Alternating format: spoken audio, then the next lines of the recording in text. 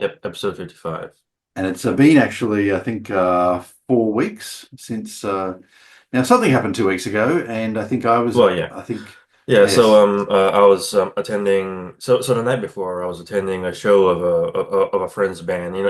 People I used to uh actually play music with. They're colleagues of mine, let's just say. Oh, okay, great. So yeah, I attended a show of theirs, and I took one of the guys, my friend, home, and I didn't really get home till like six, not six, 3 a.m. in the morning, and I just wasn't going to get enough sleep before the show, so I asked you to kind of push it, Yep, and then you had to push it a week. So exactly. That's right. Yeah, I had something else the following week, so it got bumped to 2 weeks, and here we are. So that's all right. So yeah, 4 weeks since our last episode. I've got a few things to talk about. I mean, we've got to open with Snow White, haven't we? It's right. been everywhere. It's even the mainstream media are picking up on this. Hmm. And I think it really is indicative of the fact that so many people are rejecting woke, and even people who perhaps might have been supportive of it before are starting to see the problem. Uh, so yeah, it's absolutely extraordinary. Apparently, Rachel Zegler's career is pretty much over. I don't like to be mean, but she was saying all sorts of things. Saying things like, "Oh, if you support things she didn't agree with, then she doesn't need your business." Well, that's fine. That's certainly been reflected at the box office. My feeling is that, and I've watched a few different presentations on this recently. There's quite a bit on it. My feeling is um, that uh, she essentially thought that, well, I mean, she was the star of the show, okay, but she probably overvalued herself. That's kind of my feeling about it. The producers of the show and the people who are backing it financially just view her as a way to make money, right? And as long as she's making money for them, that's all good. They'll put her in movies and everybody's happy, right? Right. But if she's not making money for them, and in this case, there's the money, the people aren't showing up to the cinema to watch the movie. We're now finding out that there were on-set problems between her and Gal Gadot, largely driven by Rachel Zegler. That's what it seems to be saying, meaning that she was, as well as not drawing a crowd, she's also difficult to work with. And the people who are interested in money are no longer interested in her. And apparently, there've been a couple of movies that she was supposed to be in that they've either canned the entire movie or they're going to find someone else. So it looks to me like her career might be over. And I don't know if there's much coming back from this. Why would they risk a lot of money again on somebody who they now believe to be quite a bad risk? Versus, say, giving some other actress a chance that they think might be able to draw a crowd. Right. Well, it's surprising to me that they're just now picking up well, the fact that they're picking up on this at all, because considering I thought they were going to keep on doing stupid thing until it was just simply too late for them, all things considered. Well, it did seem to be going on for a lot longer than I expected. I would say that you and I, and most of our viewers, probably saw this problem years ago and realized what was coming. It was like watching a train wreck a train crash in slow motion, right? Right. But looks like the people behind Disney finally got there and figured out that there's a problem. Took them quite a bit longer than us though. All So, right, sure. but What did you think was the first indicator of all this? If you were thinking about knowing this problem way like years ago, what would you say is the first movie or set of movies that really uh, kind of gave the red flag to us? right. I think it's been a gradual process. Probably somewhere around the 10 to 15 years ago, you start seeing movies that are probably a little bit more heading this way. Uh, but over the last few years, it's obviously become a lot more overt. But I do think it was, yeah, has been a gradual process. And even today, there are some where it's not quite as bad. For example, La Brea. I watched La Brea. It wasn't great actually, and I usually don't watch things that are not that I don't necessarily love, but I kept watching it. It was good enough. at least up to the end, where I think there were a few problems in the final season because it was too rushed. There was obviously DEI in there, but they still managed to not push it too badly. For example, there was a young woman who was actually an amputee, and they had her as a main character, and they had her doing running around and so forth. And you can see there was kind of a little bit of a DEI edge to it, but they Mhm. still managed to avoid making it too overt, so it was still watchable. Right. So I think even in recent times, that some of them have shown a little bit more self-awareness and realised that you can perhaps put that in and not necessarily lecture people quite so badly. Okay. Yeah. I think the first sign for me might have been Ghostbusters, the all-female Ghostbusters. Which would have been 2016. I think so. Yeah. Yeah, yeah, I that mean, was. there's probably other signs too. Like I'm trying to remember if Discovery was before or after that. Um, I don't think I, I've seen Discovery. well, Star Trek Discovery. I Oh, mean, sorry, Star Trek Discovery. Sorry, yeah, sorry. correct. So, Um, that, yeah, I yeah, think it would have been after. yeah. Okay, Yes, yeah, yeah, after right. Mhm. 2017. Yeah, yeah, yeah. Yeah, yeah. Well, Um, this is almost a decade ago we're speaking of. So, that's right. if a lot Exactly. of us feel old, so You're quite right. When Star Trek, and we've talked about Star Trek quite a few times because we're both mhm. fans of Star Trek, Yes. or both fans of old Trek anyway.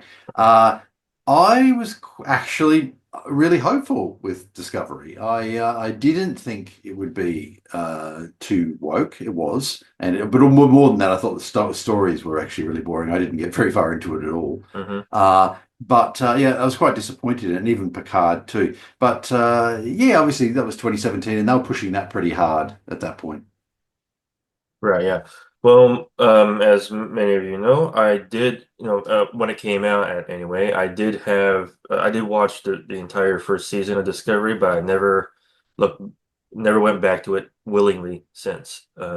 I did not have to watch Picard to know I was not going to enjoy it. No, So, I did the same thing. I didn't watch very much of Discovery, but I got 5 episodes into Picard. I think I told you what happened, but just quickly to reiterate, I didn't really make a conscious choice to stop watching it.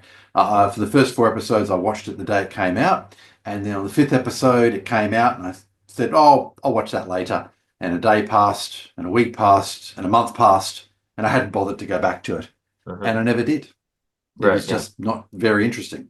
Sure, yeah. I mean, it's so I think at the time I was talking somewhat about what we now call woke and DEI, but we didn't quite have the terms at the time. At the time I proposed the term representation politics. But, I think that was the term I used to describe the need to prioritize demographics, diversity for its own sake, and clamoring to get your proverbial face into your game, into your show, into your movie, and so forth. It's kind of raised. I've been trying to raise the question of when is any act of relative non-diversity an act of racism? This is a hypothetical question for people, but and whether to make and whether any kind of specificity of certain demographics to be uh, what we now call DEI or woke. So it's just the point I'm trying to make is it's really kind of murky. We can't do anything anymore without that particular kind of scrutiny.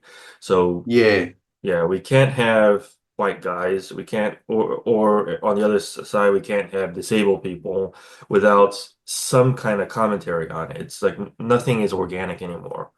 yeah, and that is a So. problem. To Mhm. me, the question very much, if a story is being presented, I'm particularly interested in why it's being done. So you might, for example, today in a Western country, okay, you will have a very diverse population because countries like the United States, Canada, Australia, New Zealand all have active immigration programs where people are coming from all over the world. So you will see if you took a snapshot of a city centre, you would see people from all sorts of walks of life and different parts of the world and so forth, right? So you want cinema to represent that. So it is reasonable that cinema would represent that. if you were doing a movie. So, but the problem to me is when they start doing it in order to drive a narrative rather than doing it organically Mhm. and naturally. Mhm. Yeah. So, and the thing that's, and I wanted to talk about this a little bit actually. This is a point that we're something I'm actually a little hopeful about this. So, there's an aspect to cinema we haven't seen yet, and I'm actually a little hopeful with what's happened recently with Snow White being bombing so badly and so many people calling it woke. I think we might actually see this. Okay, so I'm actually going to cross my fingers. We'll know in 1, 2, 5 years whether Mhm. it came to pass or not. Okay. There are actually lots of interesting stories in Africa, Of right? course. Yeah. And we'd hardly know anything about them unless you're a bit of a history geek like me, and even I will say I don't know very much about African history. So, but unless you're specifically researching it, you're not going to encounter a lot of this stuff. I think there are so many interesting stories. If they want to tell a story about an African queen, talking about Cleopatra now, right? There are actually interesting African queens in, say, the Mali Empire and in other places, and in Kush, for example. And you can tell really interesting stories there, and I would urge that they make them as historically accurate as they can within the Mhm. practical limitations of the medium. But I actually am a little hopeful now that rather than trying to repeat a story that has been done to death in the West, like Snow White, where and introducing DEI, maybe they'll actually start to look at these things and go, let's look at for new stories and new legends and so forth that are there and haven't really been told in Mhm. Western media. Right. So I'm hopeful. Let's see what happens Yeah. Sure. because I would actually like to see these stories. Fair enough. So yes, I'm not known for being an optimist, but I'm a little optimistic on this one. So Mhm. I hope I'm right. Yeah. Right. Yeah. Well, one thing though. Back in the 90s, though, although they kind of dabble with some aspects of diversity, it still felt like it was not nearly as bad as what we got going on here. I Oh, think, absolutely. yeah, like I think there was more about the cohesion and about not seeing what they call not seeing color. It's a bit of a cringeworthy term, but Yeah. but I've but I've but even heard yeah. I've even heard the term colorblind Mhm. used. Yeah, yeah, sure, yeah. Yeah. Yeah, but 90s tend to be pretty good with that one. I think this was before racial tensions kind of got more riled up, arguably during the Obama administration and so forth, I think. So, yeah, I mean there was some stab at diversity back then, but it seemed kind of different from woke today. That's kind of what I was getting before. Where it was there. It was developing, but it was also not as preachy. So yes, it was there, but it was not done. It was done in a manner that didn't interfere with the story, perhaps quite so much as well. Mhm. So Right. I do think that Western civilization did reach a point in the 80s into the 90s where it was very much a live and let live viewpoint. You can come from any part of the world you want as long as you obey the law and make an effort to integrate and get a job and then that's no problem. You can we'll accept you as one of us. But we kind of moved past that and then we started talking more about segregating people on the basis of which of course was the opposite. I mean, once it was the racists were the ones wanting to segregate people, and now we Right. have people who call themselves anti-racists wanting to segregate people and talking about concepts like uh, um, just trying to think of the term Safe spaces? cultural appropriation. Thank you. That's the Okay, term I yeah. meant. Cultural appropriation, where, for example, people have been harassed for wearing ponchos because Mhm. apparently they're Latin American or something. And if you're not of Latin American heritage, you Mhm. shouldn't wear this sort of clothing. I'm of the opinion that when two cultures encounter one another, they seem to exchange the better parts of their culture. That's Yeah. kind of my feeling. A good example of this, I would suspect, would be somewhere like some countries, the West encountering some countries in East Asia, where, for example, there are fabulous foods which are imported. There's some other things that are imported, but maybe some negative aspects like overwork are not being imported. So Hmm. my feeling is, and I think it may go back the other way as well, where perhaps some East Asian cultures where there's a lot of where there's too much emphasis on work, I'm Hmm. hoping maybe contact with the West will tone that down a little bit as there's more of a work-life balance in Western Right. Yeah. countries. That makes sense. So yeah, my feeling is that when cultures interact, they tend to take the best of each other, and if that's the case, then cultures ought to get better over time.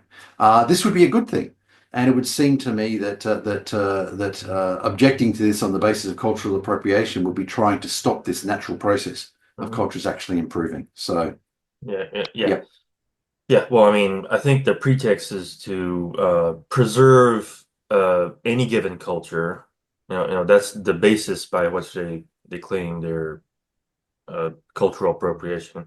But interesting enough, it doesn't apply to the Western culture. They can yes, appropriate everything they want, and it and is a bit one-sided. yeah, Yes. yeah, that's Um, and I would suggest that cultures can by all means, preserve those cultural aspects. And I think cultures to a large degree will preserve that. But that's something for them to choose to do, while also, yeah, accepting the best of other cultures. And of course, a lot of these cultural aspects we talk about too aren't actually that old.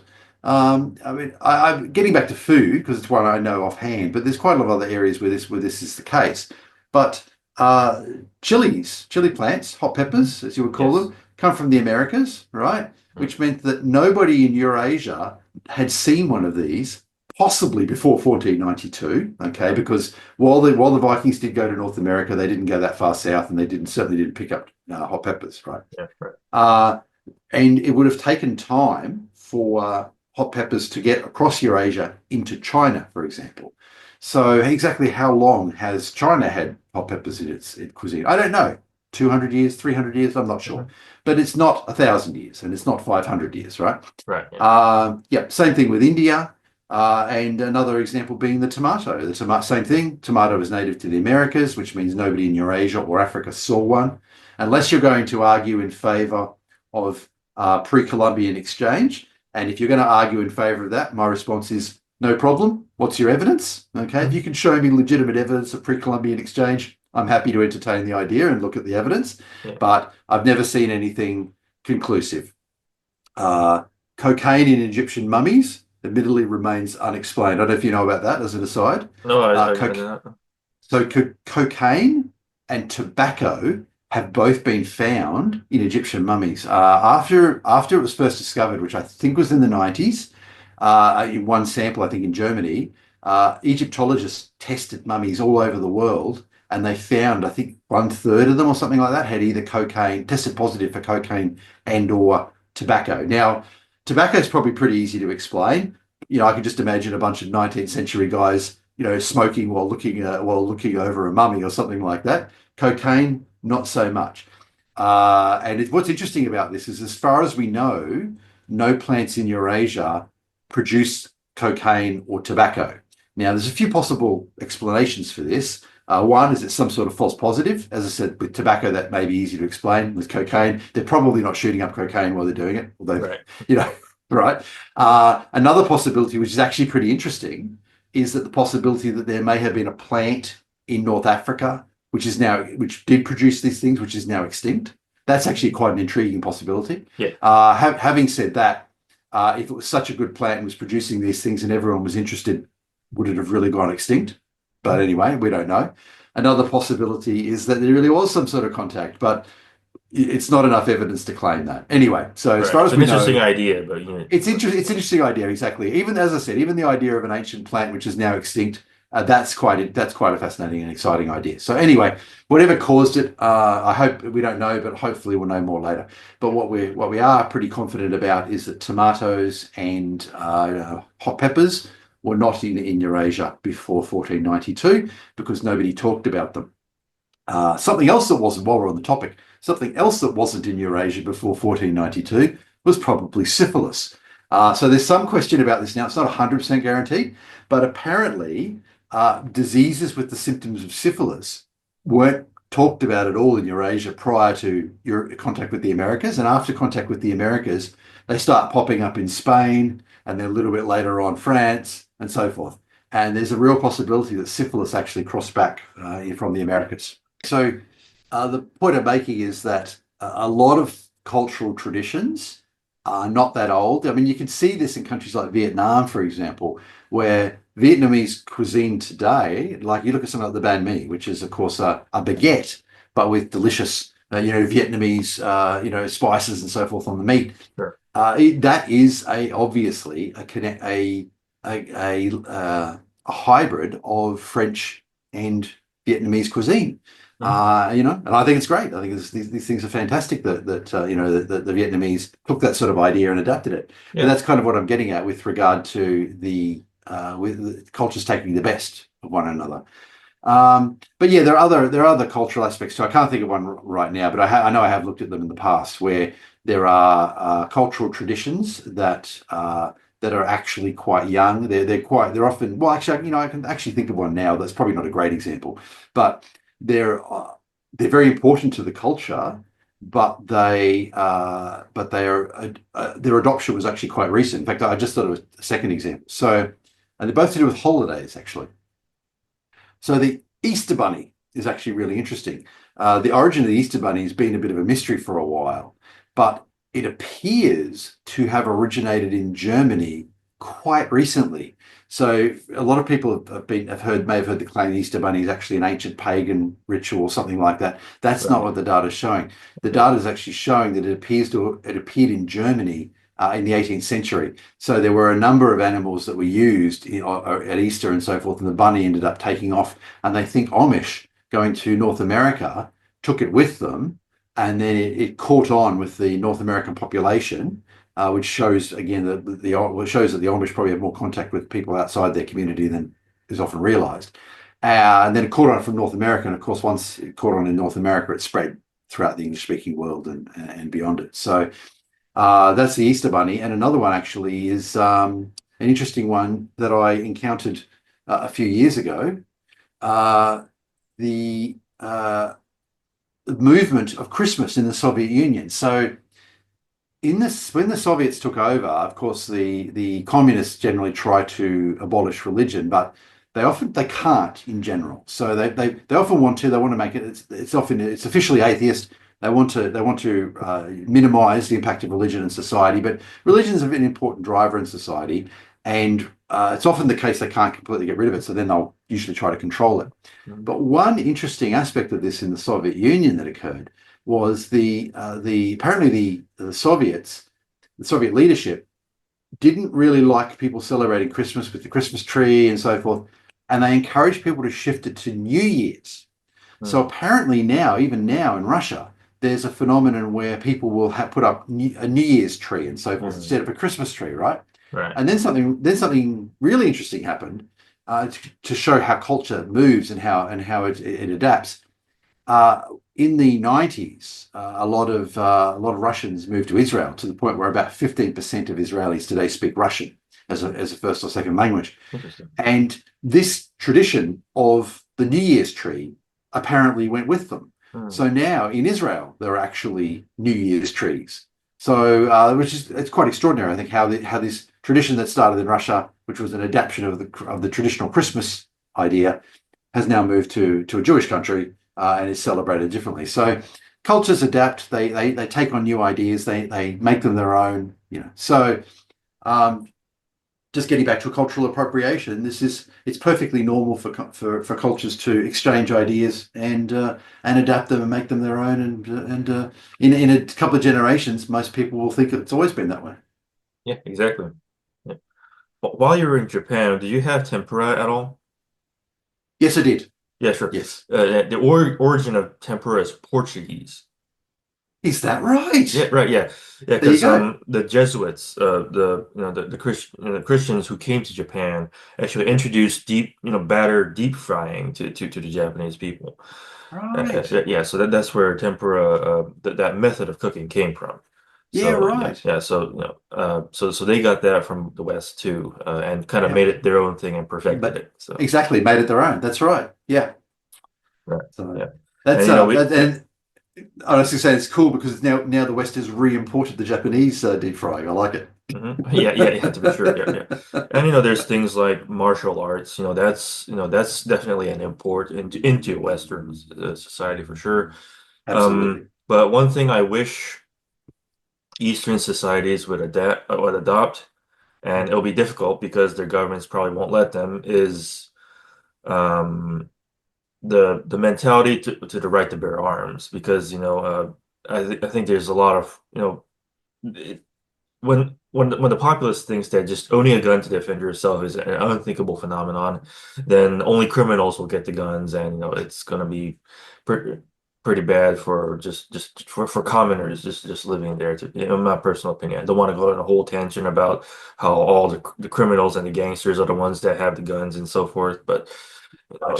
it's but I wish that's something we can export because and soon too because we in the West are also losing it. Mhm. I think if things go turn for the worse, and even places like Britain, I can't believe that some Britons would consider self-defense unthinkable. No wonder they're in the Mm. state they are right now. So Mm. yeah, bit of Yeah, a strange. it's interesting. The courts have taken somewhat of a different view of self-defense. I think that there's here certainly there've been sometimes some surprising limitations put on it. So where to the point where I mean there's no some US states I think have the home is a man's castle Yeah, laws. I yeah. think yeah, I think it's got a pithier Standard name than ground, I that. think it is. Standing ground, yep, Yeah. that's right. Yeah, exactly, that's right. So we don't really have anything like that, as far as I know, not in any state. Mhm. And I think even only some US states have those sort of rules. Well, yeah, I As far mean, as yeah, some states are called duty to flee states, I think it is. I think that's what it's right, called. Yeah. yeah, which would be closer to what we have, where yeah, if you can withdraw, you're expected to withdraw.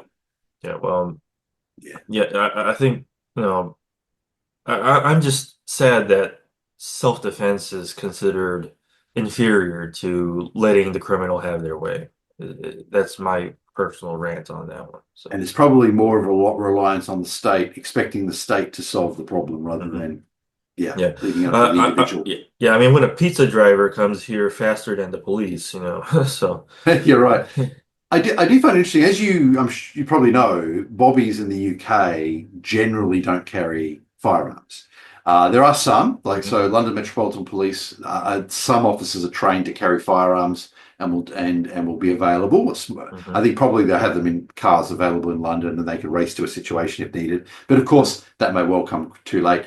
New Zealand Police, at least the last I checked as of a few years ago, are trained to fire weapons, but don't normally carry them. So they will, in some situations, they will be authorised to go to the station, pick up their firearm, and go. In Australia, police do carry firearms, which of course we've come from the British tradition as well. But I often think, and I myself served in Queensland Police, and mhm. I often Yes. think back to the mid 19th century in Queensland Police. I mean, it's a big state, right? And Mhm, they would have been a long way away from any sort of help. Okay, the police officers in a remote part of the state, and I can see why. Even though back in the UK they weren't letting the police have firearms, I can see why they were doing it in the colonies because you would have had to have relied on yourself. That would have been it. As the police officers, there was no mhm. backup. Backup was weeks away, or so even if they could call for backup. So very different environment. And of course, that's persisted here. But I do find it interesting that, yeah, in our neighbouring country, New Zealand, they don't, even though, which I suppose maybe says something about the fact that perhaps the police, the way it was colonised, maybe the police weren't out in such remote circumstances. Mhm. But yeah, anyway, but here in Australia, yes, it's very much the case that police always carry firearms. Um, but yeah, I mean, there's been some pressure on the to arm all the bobbies because, particularly with with modern criminals, they will of course just be armed. There was a sort of a gentleman's agreement, if you like, between the criminals and the police up until even the early 20th century, where both sides would agree not to bring firearms into the equation, Mm. knowing that if they did, the other side would have to bring them in. and for a long time that actually worked, and and the Well, police and the bad guys would snot each other with batons or something, but not actually fire any weapons. well, yeah. I mean, do you think these refugee people are going to really, care about that? So Well, it's all changed. Exactly. That's right. I guess there was a social contract, and even though it's interesting, they were criminals, but they still.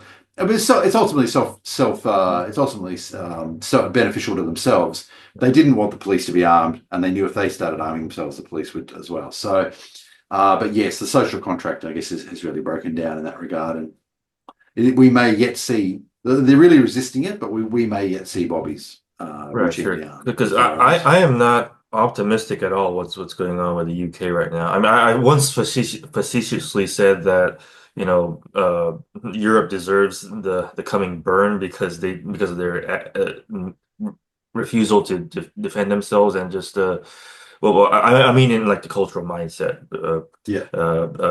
in general, and also the expectance of why aren't men helping X or whatever, and Yes. and and and for America, for the United States to help us. They complain about the United States all the time. Maybe not wrong sometimes, but you know, but they still keep on clamoring to get America to help them. But beside the point, I facetiously said so, but I am really concerned for the UK, especially at this point, because this is kind of crazy. Like I Yeah. don't know where Starmer came from, but I don't know how. It's, Well, I'm very worried about some of the scenes we've seen where you have, and we have seen this to a limited extent in Australia too, but not nearly as much as the UK, where you have almost no-go areas where they had, there was not so long ago there was film of a community just essentially destroying police cars, and the police just sitting back and letting them do it, and they wouldn't go in and so forth. So this is something that is really very worrying. I agree, I I suspect the British people are more worried about it than we are, and we may see some action on this. I mean, the rise of Nigel Farage's party, the popularity of it, where they're possibly going to replace the Conservatives as the sort of the right side of politics and mainstream no, politics in the UK. I'm ashamed Um, to admit that I'm behind on this, but Nigel Farage's party, what is it exactly?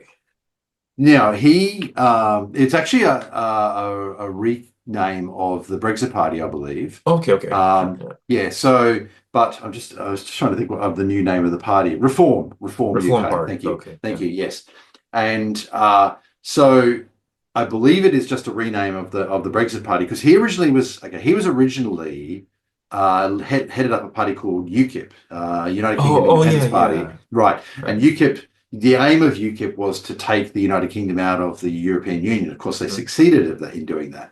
Hmm. And there was some argument that after that they sort of flowered around a little bit and then latched onto some other policies. And Nigel Farage left, and I think he even returned at some point. But later on, the Brexit Party was established because he didn't actually drive the word Brexit. That was something that kind of spontaneously appeared Hmm. as the process was underway. And he created the new, or at least he was one of the creators of the new party, the Brexit Party. And I believe they've now renamed that Reform. And yeah, I wouldn't want to quote their policies, but there's a lot of disillusionment with the Conservative Party in the UK, that many Conservative voters feel that the Conservative Party has failed them. And it looks like Reform is picking up a lot of that vote. And there's some suggestion that there could be quite a significant realignment in the UK, and with Reform becoming probably not the government, but maybe the official opposition. Because in a Westminster style democracy, the party with the most seats in the Parliament, or normally the lower house of the Parliament, is the government, and the second one is usually the official opposition. So in the UK, actually, I think in Canada they call it His Majesty's Loyal Opposition. I think they may use the same term in the UK. They don't use that term in Australia, just normally the opposition. But it is kind of an official position, official status for the party, or quasi-official status for the party. And it's the second largest party in the parliament.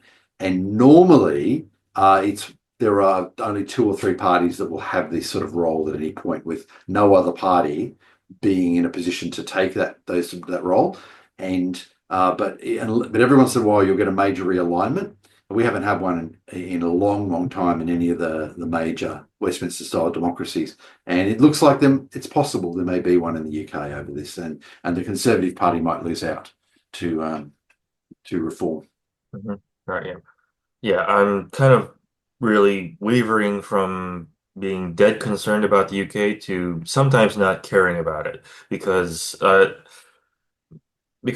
some people still complain about Brexit. They think this was this big catastrophic thing, you know.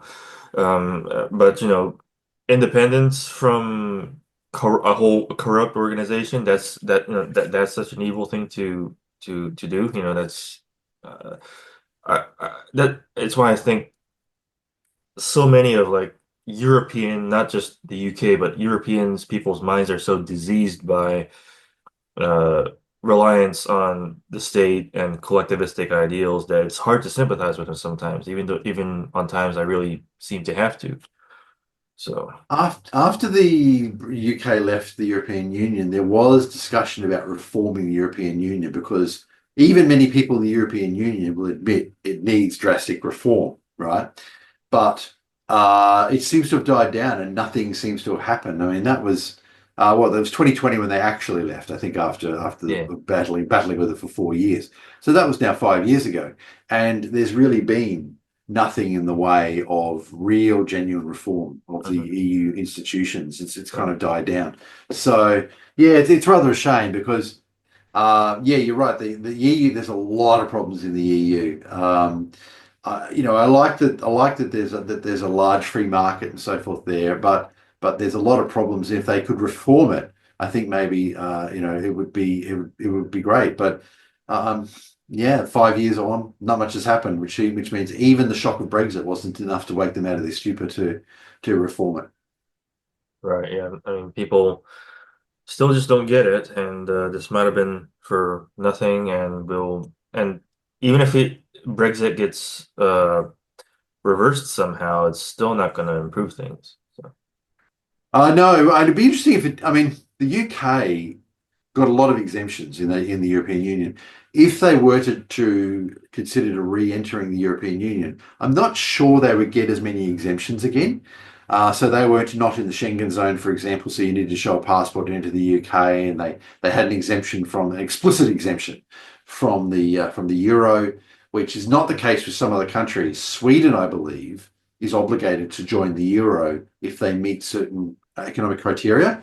But my understanding is they keep manipulating their economy so that they never meet the criteria, so that they never trigger the mm, requirement to enter the euro, versus the UK, which had an explicit, exemption. And that's because of the size of their economy, they were able to get that. But I don't know if they chose to re-enter whether they'd get the same sort of deal. So they'd have to return sort of cap in hand, and probably have to fit in more with the European Union. So it would be difficult for them. I can't see the Brits being too happy about the euro, for example, instead of the mhm. pound. So yeah, I personally don't think they will rejoin. Okay. Uh, even though because there were leavers, sorry, the Remainers rather. Now they're rejoiners. They became the rejoiners afterwards. So, but I don't think the rejoiners are powerful enough. That's my sense. Mhm. So. Um, yeah, but like we were saying before, there's all sorts of problems in the UK, and I do hope they get a handle on it. But they are, and I think they're kind of starting to, but they're taking their good sweet time about it. They've Right. been too slow. They've been too slow. I'm not seeing that ray of light just yet, right? Especially with No, Starmer in. So, yeah, it's only I think to me it's kind of a crack at the door where they might be starting to at least admit there's a problem. I guess we'll know in the next few years. I So suppose, yeah. yeah. So, well, that started on a discussion on Snow White. I went on to international politics and Brexit in the Right. European Union in the end. Yes. Right.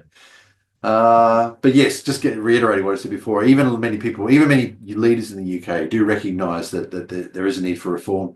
One particular problem, of course, is the fact that they need all countries to agree to reform. That's itself an impediment to reform, because any countries that perceive that they will lose out on the reforms will simply Mhm. block them. Right. So Yeah. perhaps they should have thought of that before. The next thing I have is the regular segment introduced last time, the great men of history. All So I've right. actually got two great men of history today. They worked very closely together. I only would normally have one, but these two worked so closely together, I decided to include them both. The Sounds first good. one, the first one is Pierre Curie. Now he's often ignored today. Uh, he was actually the husband of Marie Curie. Yeah, which everybody Many, knows about. Exactly. Many people will be surprised to discover that Marie Curie did not do all of her research into radiation on her own. She actually did it with her husband Pierre and the other gentleman I'm going to speak about today, Henri Becquerel. And Yes. as I said before we started to, I think that French first names are absolutely great. Pierre, Henri, Jacques, much better than English first names, I think. Anyway, so Paul Pierre is often ignored today. So feminists often argue that women in science are sometimes ignored in favor of men. Actually, they don't say sometimes, they say it happens all the time. Maybe. I'm a bit dubious about really how much that happens, but maybe. The reverse happens too. Pierre is ignored today and just simply overshadowed. And a lot of people, as I said, think that Marie did her work. I've mentioned Pierre Curie many times online and had people express a great deal of surprise saying, I thought it was just Marie doing the work. No. So Pierre was actually quite a bit older than Marie, something like 20 years older, I think. I didn't check the exact age difference, but somewhere around there. He was already an established scientist by the time that she came on the scene. Pierre actually discovered the piezoelectric effect along with his brother Jacques in 1880. So this is even long before he'd even met Marie. So this is apparently useful in the discovery of polonium and radium later on. So they actually used this effect that had actually been discovered by Pierre and his brother to help them discover radioactive elements, down the Mhm. road. Yeah. So the Curies actually discovered polonium and radium together. Yes. Yep. They then shared a Nobel Prize with Henri Becquerel. So the three of them actually shared the Nobel Prize. And poor old Pierre died in a traffic accident at only Yes. 46. Right. So it's apparently it's been said that Pierre kind of walked around. He was thinking about ideas. He wasn't really aware of his surroundings, and he was he had his head in the clouds, as they say. It's often been said, and he appears to have stepped out on the road without looking and ended up under a cart, a very very heavy cart, and unfortunately died. But anyway, Marie carried on their work afterwards, and she did do some significant work afterwards on her own, but all that foundational work was done by the two of them together, as well as Henri didn't really work with next to them, but he was working on. They were all in Paris. He was working on the same sort of work, and I think they did coordinate their activities and exchange ideas and so forth. So Henri Becquerel actually discovered radiation. That's right. It wasn't either of the Curies. You'll hear people say that Marie Curie discovered radiation. No, it was actually Henri Becquerel that did. Right. And I think the definitive, before anyone objects, before we have any feminists in the comments objecting about this, the wording of the Nobel Prize Award actually makes this clear. It actually attributes the discovery to Henri Becquerel. Interestingly enough, I only picked this one up, or maybe I knew this decades ago when I researched this stuff previously, but I hadn't remembered this, and I remembered it when I was doing the research for the episode tonight. Mhm. Henri Becquerel was actually burned by some radioactive material he kept in his pocket for an extended period of time. And he actually, amazingly enough, this is quite a leap, I think, rather than thinking, oh, that's horrible, I got burned, he actually realized there might be medical applications for radiation. Right. That's quite an impressive leap, right? And so anyway, so he was the first one to realize that there might be, and of course, today there are significant medical applications for Mhm. radiation.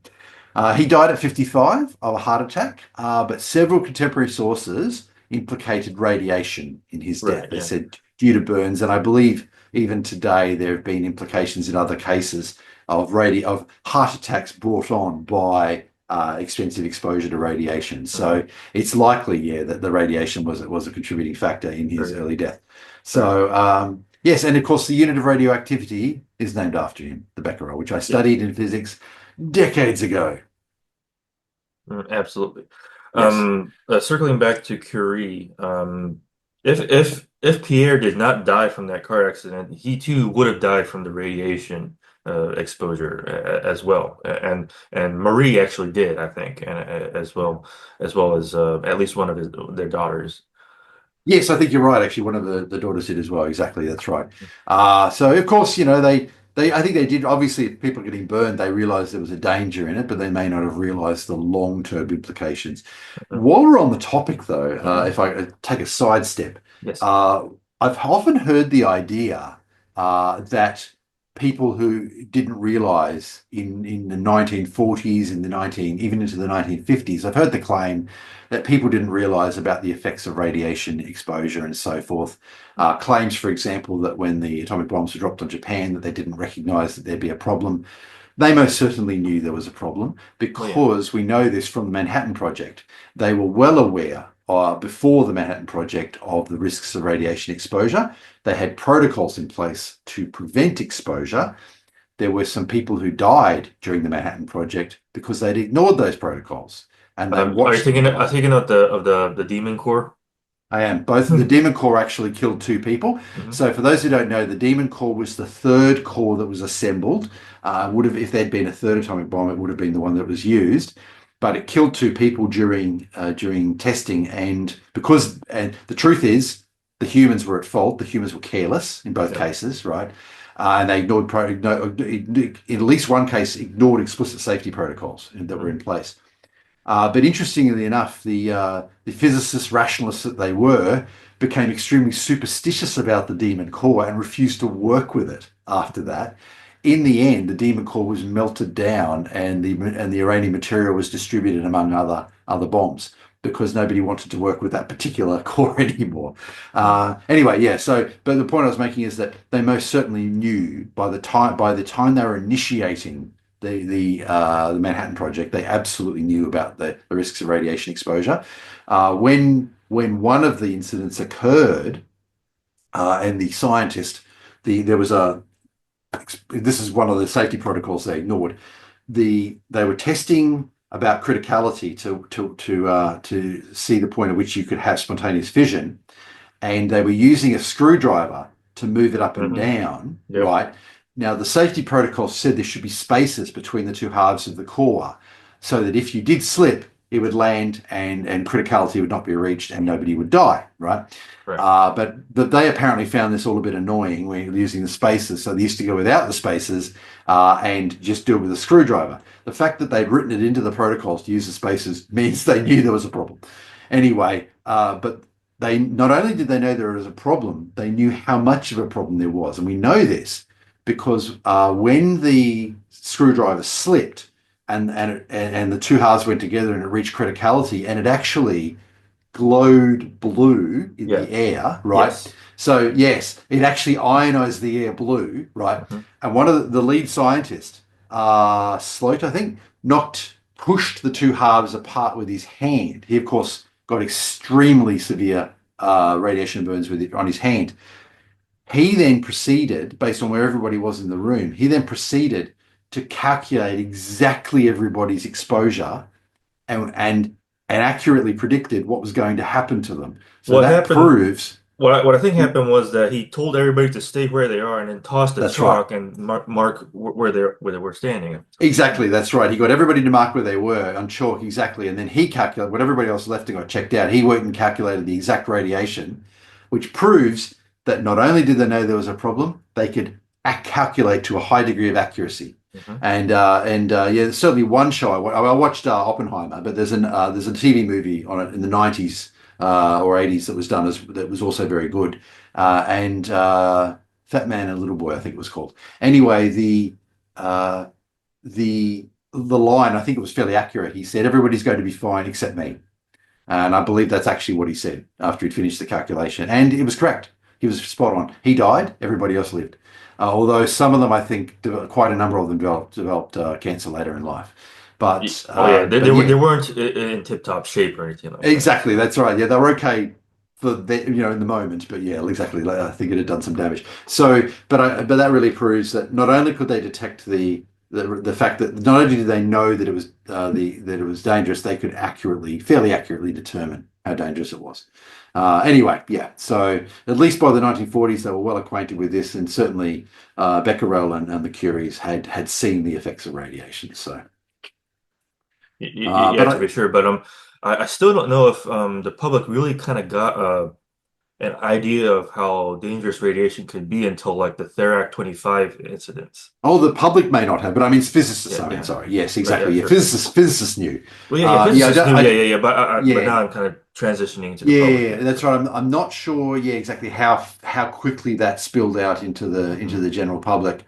I guess to a certain extent, it probably led to the fear of radiation, which still exists today, Yeah. where a lot of people misunderstand radiation and are fearful of all radiation, when in actual fact, obviously we're radioactive, or everything alive is radioactive. Pretty much every material is radioactive to some extent, and light is a form of radiation, and Yes. there are even forms of radiation like alpha particles, which in most cases won't actually be that harmful. So unless you eat them, in which case they're very harmful. Right. But yeah, I think this is something we should talk to people more about, and there should be more knowledge in the community about this. But yes, that was of course the one you mentioned, the Therac 25. That was of course pretty awful as well. Mhm. Yeah, Right. all Yeah. because of a software bug. Exactly. And horror movies don't scare me. Like I think most horror movies, unless they're well written, tend to bore me, right? But Mm-hmm. but something like the Therac 25 is horror material for me Yeah, because we're right. talking about something you're supposed to place your trust in betraying you because of some kind of error. That Yes. machine was programmed by a hobbyist, you know. Oh, was that right? Oh yeah, Yeah. sure. An I have unnamed read about it, hobbyist. but it We was a still while don't know ago. who did it. We still don't know Oh, is that who right? programmed this thing. But Right. but he did this in practically his garage, and he was doing machine code practically, Yeah. if I understand. So this is like the most non-intuitive way to actually program anything. Like no Mm, front-end code or anything. It's not even something like C. mm. So and and all the errors in there were unexplained. Like if something happens, you throw an error, like say like a malfunction error, and the Yeah. Therac 25 incident error in question was number 54, I think, but nobody knew what it was, so they had to as it was happening, they had to kind of figure out what that bug was, and they finally found it when they realized that it was a race condition. All right. Because right, so the Therac 25, so the problem is it was so somebody would press the wrong key for like X-ray as opposed to electron, and so the machine would be so instead of like a manual analog, it was automated, so it would kind of have a lens to filter out certain amounts of radiation. But then the person would cancel it and like, well, not cancel, but change the type of radiation. But the machine won't Yeah. do the lens fast enough. So like Oh, tens of thousands of times more or something like that, yeah. It more would. radiation was applied where it shouldn't have been, and that's what you know. Right. And I did read about this, but it was a long, long time ago, so I'd forgotten the details. So they could have solved that if the programmer had, for example, done a complete reset on the machine. If in the event of an error or something, you'd reinitialized it, and you probably could have avoided these sort of problems. But yes, it was changed. So changing from one mode to another, and it Right. wasn't bringing the screen into alignment fast enough. Something like that. There's material you can research on Yeah. YouTube and stuff like that. But they Yeah. also Yeah. found a second error because sometimes it was like resetting some digits to make sure that there were no outstanding issues. If it resets to zero, because sometimes there'd be so many errors it was reset to zero anyway from the top. So then it would kind of okay the the the radiation, and so there were actually two errors that weren't Oh my discovered. gosh. Yeah. I guess after the first one, the yes then would have thoroughly investigated and found how bad the code really was. Mhm. Absolutely extraordinary. I know. Yes, I like the way you put it. That's right. This is something that you're putting your trust in, Yeah. and you expect the machine to behave correctly so that it doesn't harm you. And here it was delivering extremely high doses of radiation, which of course. you have no immediate knowledge that this is occurring. In, I mean, there are other cases of that, no, too, perhaps not quite so dramatic, but I've heard of radiation transmitters with faulty indicator lights. That was fun, the one that was fairly, I think there were a few cases of that, possibly in the Soviet Union, it was more common. And where, of course, a lot of, if people don't know, if you stand in front of a microwave transmitter for an extended period of time, it's going to start cooking you from the inside out. So, Yeah. yeah, and of course, there are other people I heard of in colder climates who would deliberately stand in front of them because it was warmer. Hmm. That's of course a training issue as well. But Yeah. yeah, these sort of these sort of things occur as well, where people are exposed to higher levels of microwave radiation than they should be as well. So Sure. yeah, again, it comes down to education too. Obviously not with the Therac, but I would like to see more science education in the community, more awareness. You don't have to be an expert, but Yeah. we live in a world of so many chemicals and so many electronic devices and so forth. People ought to understand, in my view, people ought to understand a little bit better than they do on average, I Yeah, to be think. sure. Yeah. Yeah. But circling back to the fact that medical things make for better horror material for me personally. Like when I was much younger, I was afraid of the X-ray machine. So Okay, really? Okay. because it was in a marginally dark room and there's this huge machine that was kind of I don't know when I broke my collarbone, I had to get some X-rays and so forth. And at some point, my leg was really hurting, and I had to get some X-rays. And obviously, the the fear of that died down. But I was also still nervous about things like CT scanners, PET scanners, and those things because it looks like this giant maw you're sticking your head or something into. So that made that was frightening for me at the time. Uh, so that was more conducive to a horror kind of thing for me. I mean, obviously I got better, but So I was researching CT scanners recently, actually, and I was surprised to discover that the radiation they deliver is actually about about 2 years worth of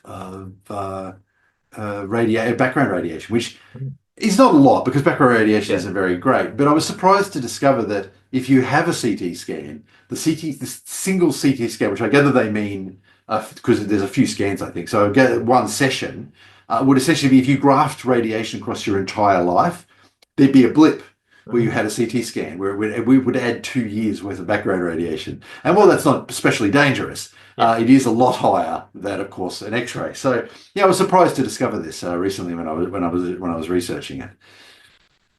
hmm right, yeah. Yeah.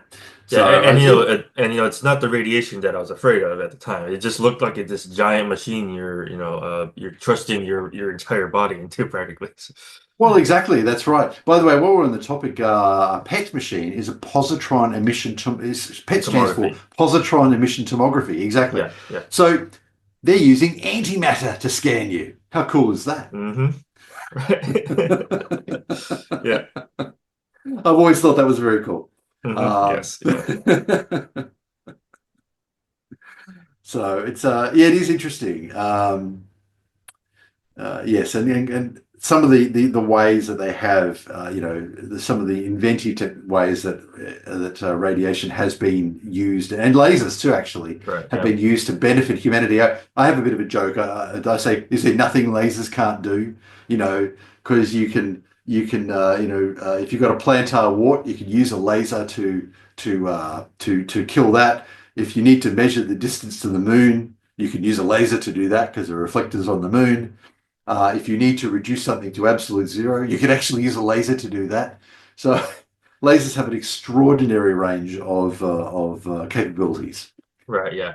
Oh, while we're still on the subject, let's talk about MRI scanners because that's about magnetic resonance imaging, right? Resonance So, imaging, so that's that's right. noise-based scanner. So, uh, uh, I remember. So I think this was when I hurt my leg or something, and I was getting myself into the MRI scanner at the time, and I remember uh, uh, the doctor telling me, what kind of mu music would you like to listen to? He gave me some earbuds, and I didn't even know what to say, so I just did.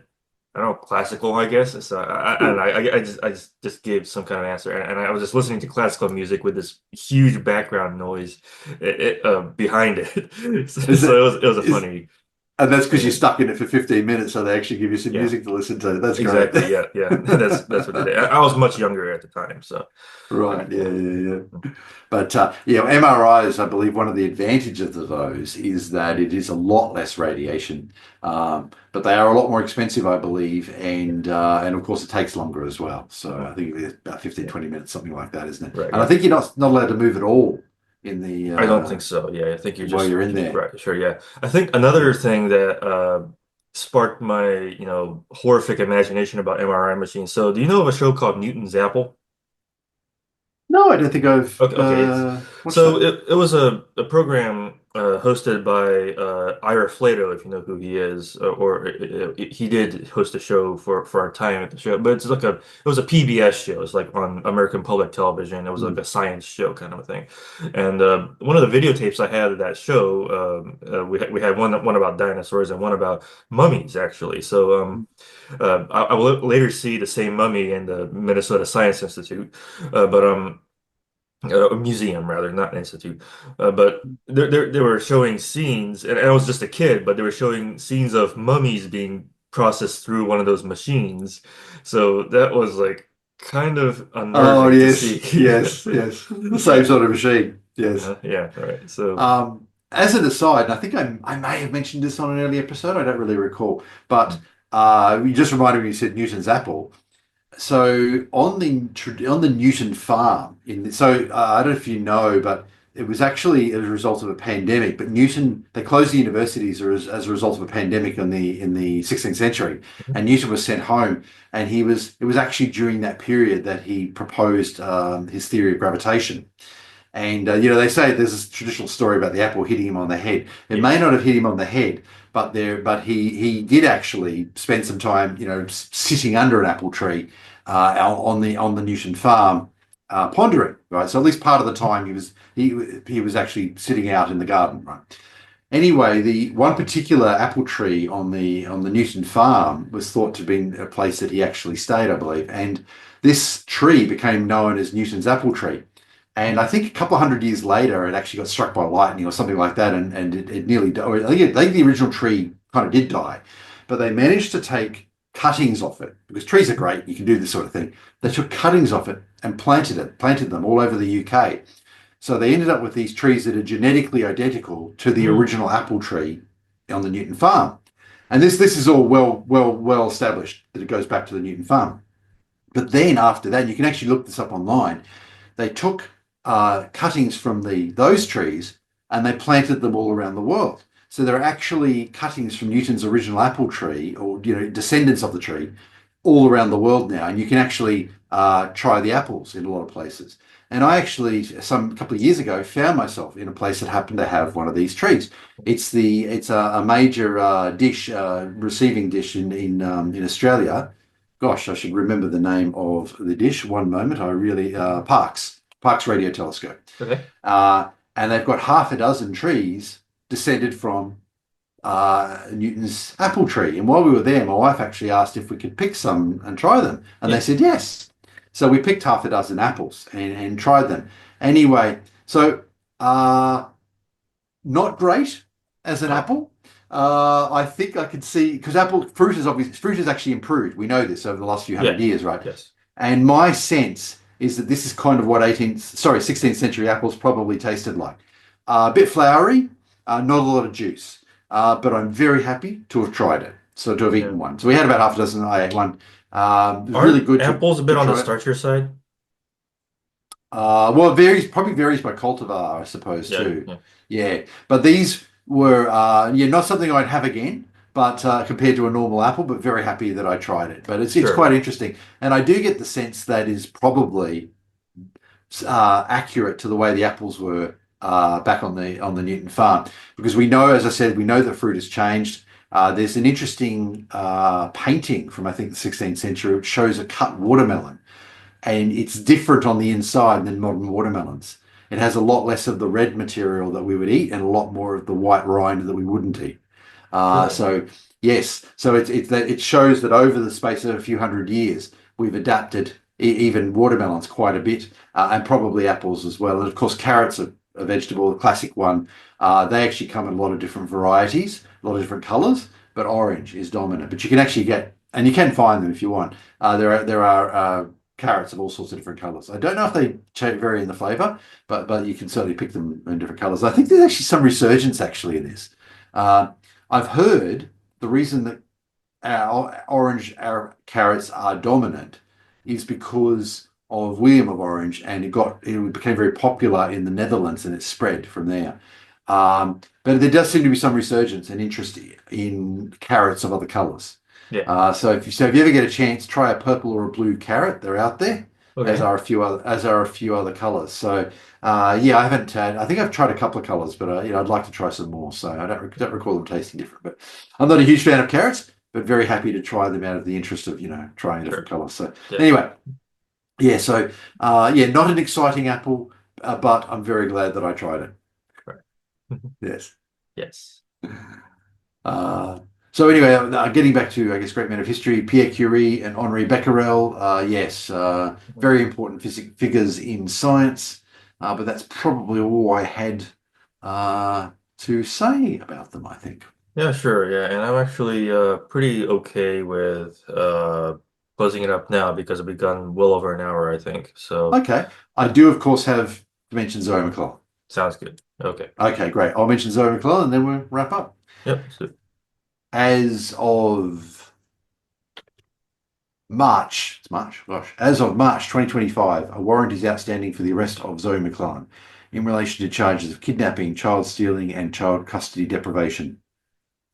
McClellan is a public figure who has appeared in numerous popular television shows, including Star Trek Voyager, JAG, NCIS New Orleans, and Designated Survivor.